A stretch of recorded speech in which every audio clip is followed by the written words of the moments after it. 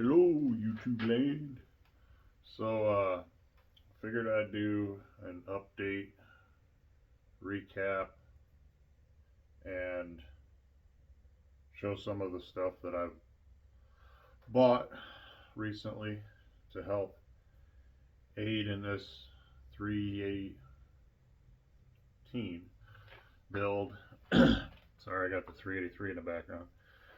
To, to aid in this 318 build, and also I got another trinket for my 440 I'll show you in a minute, and also some tips for you guys that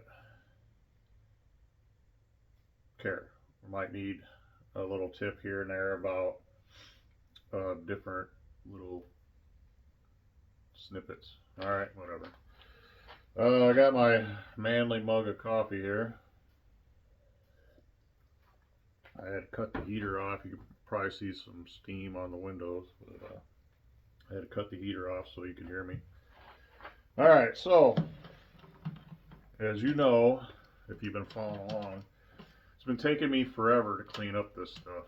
The reason being, I don't have a lot of time to dedicate, and also I was using a water-based solvent, which just took forever and was not getting the job done fast enough. So I switched over to the petroleum-based Tractor Supply is where you get it.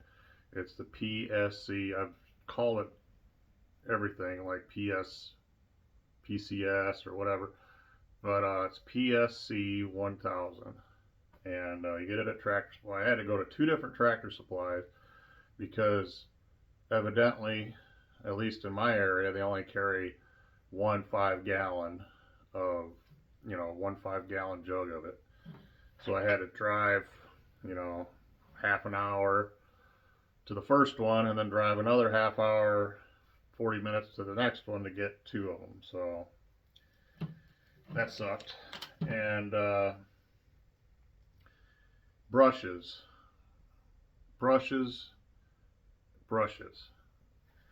They're so I mentioned the 99-cent ones at Harbor Freight, and then again, they work good.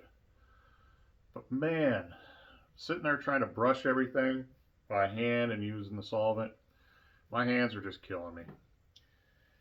So, in the areas that I can get to, and I mentioned this in one of the head cleaning videos, in the areas I can get to, I switch over to these. I got a whole assortment of different size wire wheels, and I even got the little mini ones. Harbor Freight had them on sale. Some of them didn't come from Harbor Freight. Some of them came from like Farm and Fleet.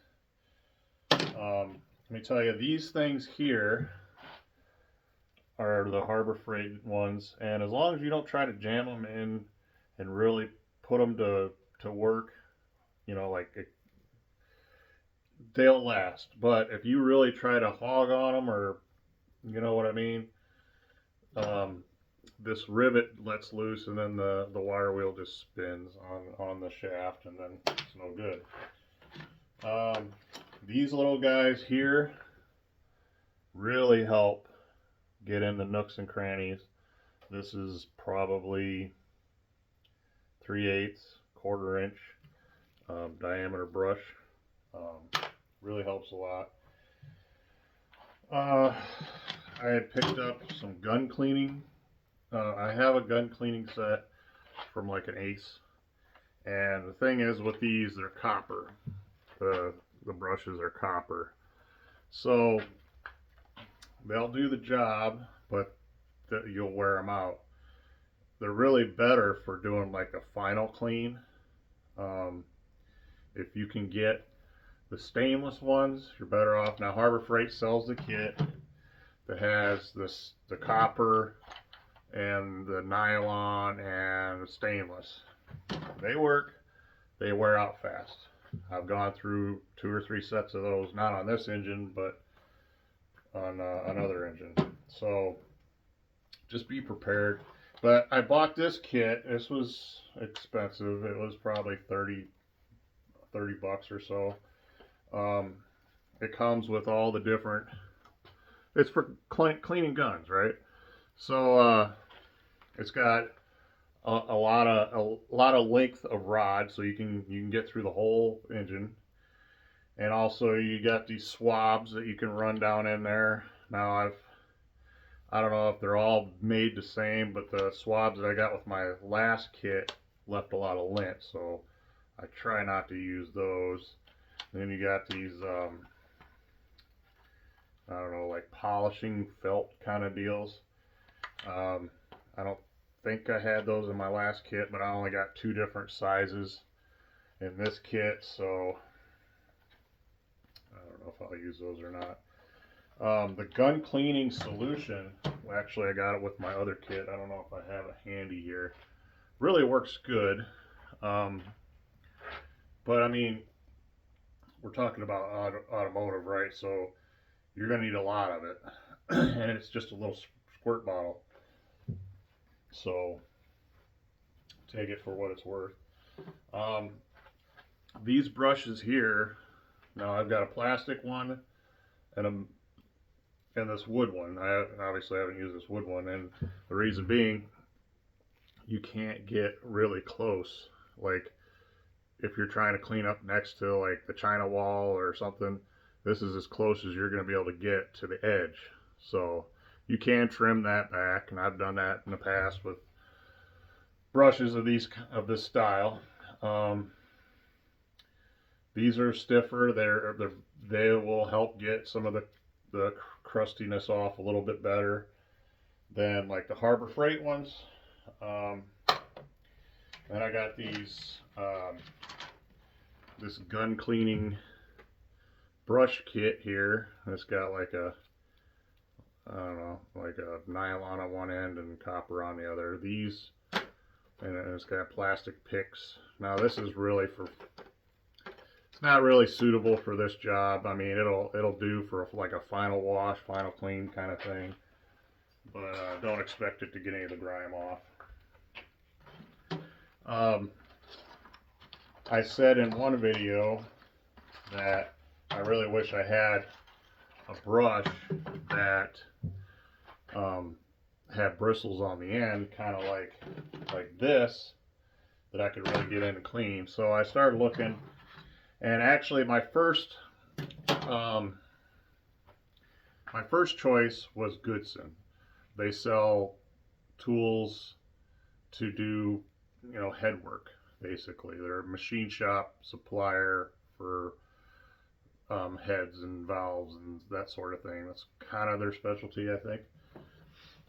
They had a really cool brush that had like a copper tube over it, and basically when the brush bristles get wore down, you just cut the copper tube down and then exposes more brushes, and you just keep going. It's about this long, or I don't know.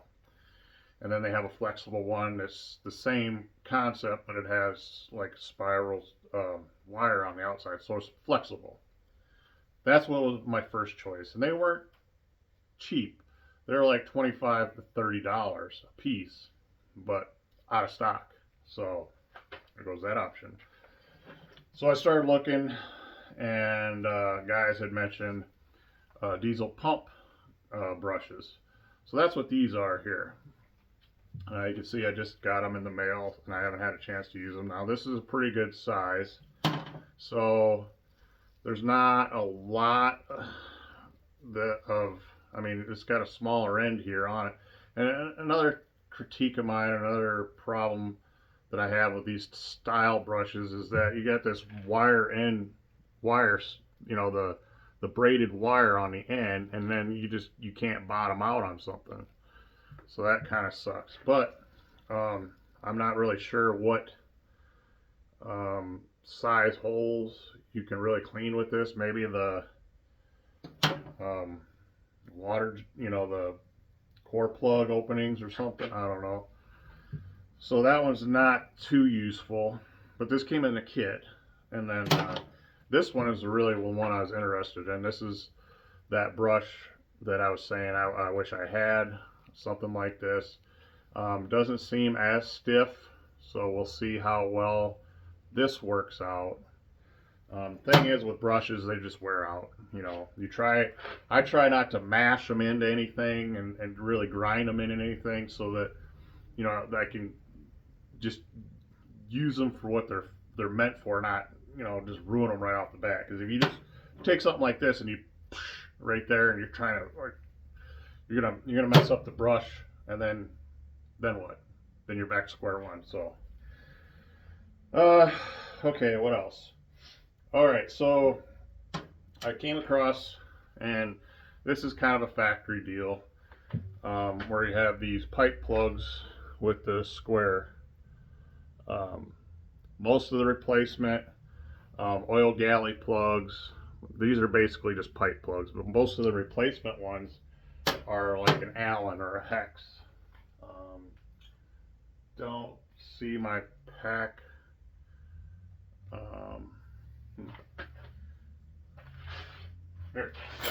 Here.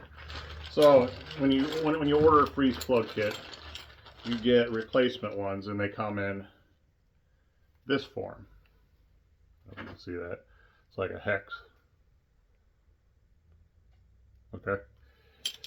And most people have Allens and have the tools to work with that. But if you're working with the factory, or you at least want to get these out so you could put the other ones in, you're going to need a special socket.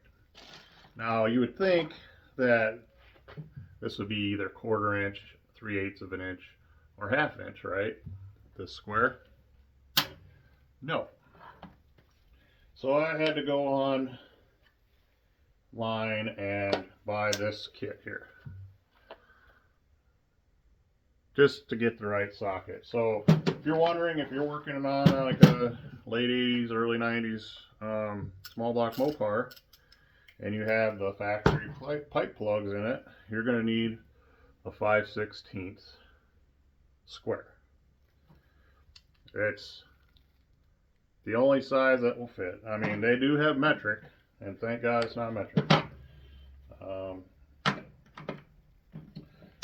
So I actually ended up buying 2 kits. I bought this with the smaller set, and then I got the set that went from, this goes from 3/16 all the way up to 3/8, and it's got the socket, like if it's got the square head on it instead of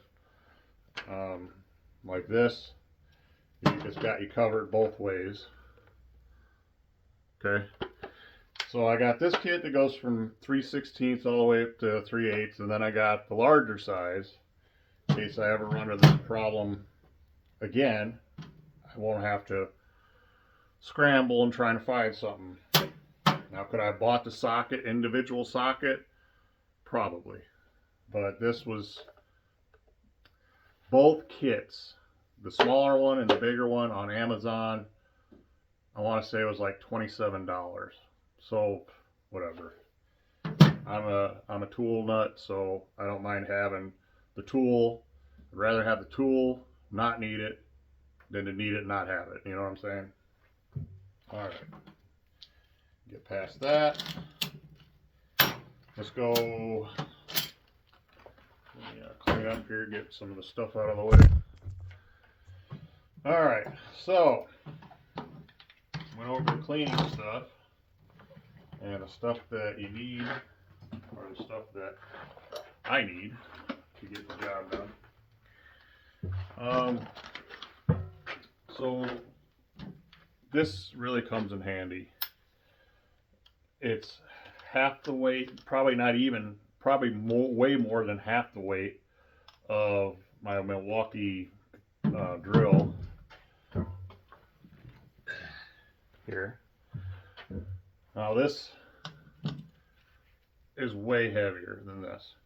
Now the reason you see it chucked up in there is it is a pain to swap these out, and especially if you're going from one size to another size, to another size frequently, this could become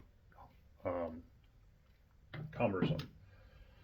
But if you're using the same size for a long period of time, get yourself one of these. If you're going to be doing porting, get yourself one of these. These are amazing. Can't tell you how awesome these little, you know, M12 die grinder, angled die grinders are from Milwaukee.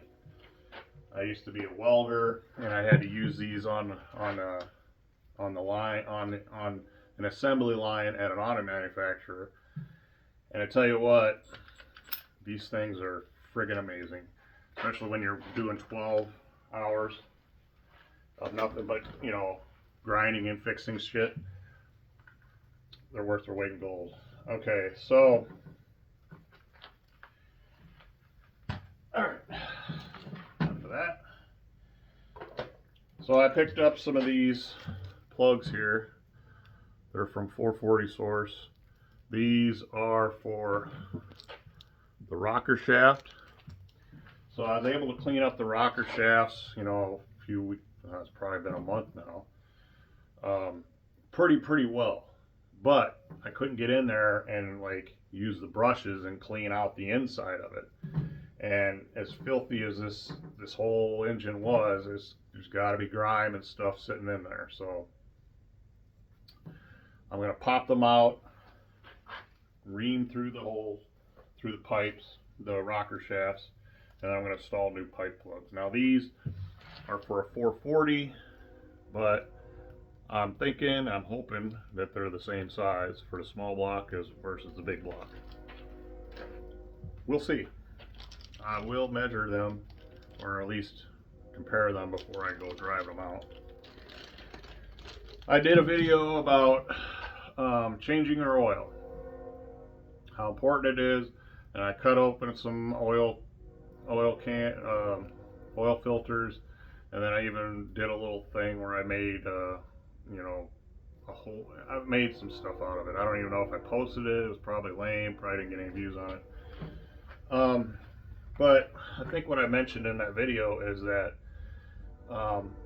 it's not constantly filtering. Like if you reach a certain point, a certain pressure point, it bypasses and then it's no longer filtering. It's just because it wants to keep up with the demand of oil. So I think Uncle Tony mentioned that, and he did a video similar. But he also mentioned that if you really want full-time filtering, that your best bet is to go with one of these. Now he didn't mention 440 Source. I'm sure there's other companies, probably way more expensive. This one cost 100 bones, 100 bucks before shipping. But it is pretty cool. It's really nice. It's going to be a little bit of bling on the engine. Remember I said I wanted to go stock? Well, I just need to stay off the internet, I guess. So anyways, you take this apart and you can clean it and you reuse it. There's no bypass in there, so it's going to constantly clean. The difference is it doesn't have the difference between this and a throwaway is that one, doesn't have a bypass. Two, don't want to ruin my filter. Two, it has a tightly woven stainless steel filter inside. And it's, I believe they said 25 microns. I'm not sure. You can go to their website. They have been out of stock of these for a very long time, and I've always been interested in them. And they finally showed back up as in stock on their website, so I grabbed one. How many throwaway filters would you have to go through to pay for one of these? Well, do the math. You know, they're what? Let's say they're 10 bucks a piece. You can do like 10 oil changes before you'd even pay for one of these. But It has a magnet in here, no bypass, and it's full-time filtering. See that? So everything is going to go through this wire mesh before it ever comes back into the engine. Is the filtering like the Micron equivalent to the paper? I don't know. I couldn't tell you. I guess I could do a little more research and tell you, but I'm not gonna. It's got all these O-rings in here that you could replace if you need to. This filter sits on there like that. And then you have, it's all, I believe, billet aluminum. This whole cover here is all one chunk, all machined out, really nice. And then you have your filter, and then you have your lid that's all billet machined and really nice. And then it's got these really nice O-rings. So, was it worth the money? I think so. I like to know, I'd like the peace of mind that it will be filtering all the time, regardless of the pressure. And it shouldn't clog up.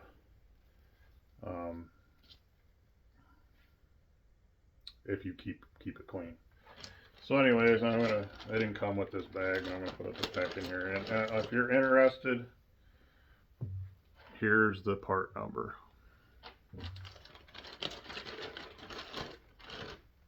All right, that's with all the purchase stuff. All right, let's take a peek at where I'm at with the engine. It's getting to be a long video, but all right. So I had to take this piece off in order to be able to close the lid, and so I'll be using this PS1000, PSC1000. I'll get it right one of these days. And like I said, I was using the brush, and it was taking a long time. And then I switched over to using these guys along with the fluid, and it really sped up the process significantly. So I'm pretty much close to being done. I have to get in this cavity here underneath the distributor hole. I'm going to check my bushing with against my distributor, see if there's any play in it. If there is, I do have the tool to put in a new distributor drive bushing, and it's like it installs it and it reams it, so that way it basically expands it to where it fits inside that hole and won't spin on you. So I can do that if I need to, but if I don't, I'd rather not. I know it sounds ridiculous to skip on stuff like that, but honestly, like I mentioned many times, this is a budget build. I'm doing my son a favor, and I'm trying to keep the cost down for him and for me, because I am doing the work, paying for it up front, so that way he can get his vehicle up and running, and then eventually he better pay me back. All right, so that's where we're at.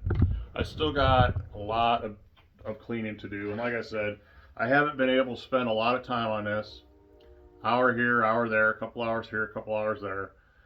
The garage is in complete just terrible. It's terrible. I don't like having a mess like this, but do I spend the hour or two that I have cleaning up the garage, or do I spend the hour or two I have getting this thing done? I'd rather get this thing done, and then I can tidy up after. Okay. When I do get ready to assemble, the floor is going to be clean, the area is going to be clean. get to it. I got an oil leak. This was leaking all over the place. Lovely. So, alright, now I'm aggravated. Thanks for watching.